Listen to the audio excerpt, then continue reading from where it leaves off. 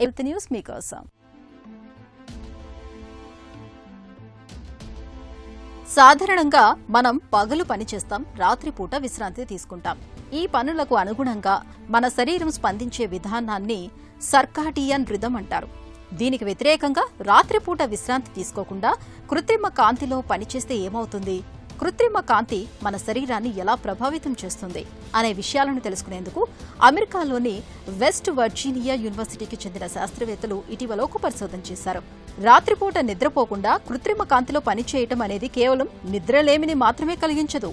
ఇది మనలోని వ్యాధి నిరోధక వ్యవస్థ మొత్తాన్ని దెబ్బతీయడమే కాకుండా శరీరంలో కొన్ని రకాల అంతర్గత వాపులకు కూడా కారణమవుతుందని అంటున్నారు పరిశోధకులు. కృత్రిమ కాంతిలో, మరీ ముఖ్యంగా తీవ్రమైన కాంతిలో ఎక్కువసేపు గడిపే వారిలో వ్యాధి నిరోధక శక్తి తగ్గి ఇన్ఫెక్షన్ల బారిన పడుతున్నట్లు అధ్యయనంలో తేలింది.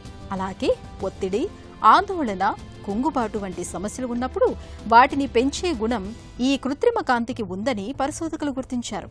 అలాగే అధిక సమయం కృత్రిమ కాంతిలో గడిపే వారిలో హార్మోన్ల అసమతుల్యత ఏర్పడే అవకాశం కూడా ఉందని శాస్త్రవేత్తలు అంటున్నారు. పగటిపూట సహజ కాంతితో పోలిస్తే కృత్రిమ కాంతికి ఉండే వేవ్ లెంత్ వేరుగా ఉండటమే దీనికి కారణమని పరిశోధకులు తెలిపారు. కొన్ని రంగాల్లో పనిచేసేవారు తప్పనిసరిగా రాత్రిపూట పనిచేయాల్సి ఉంటుంది. అలాంటి వారు తలకు నీలిరంగు క్యాప్ను ధరించడం ద్వారా కృత్రిమ కాంతి తీవ్రతను కొంతవరకు తగ్గించుకోవచ్చని శాస్త్రవేత్తలు సూచిస్తున్నారు.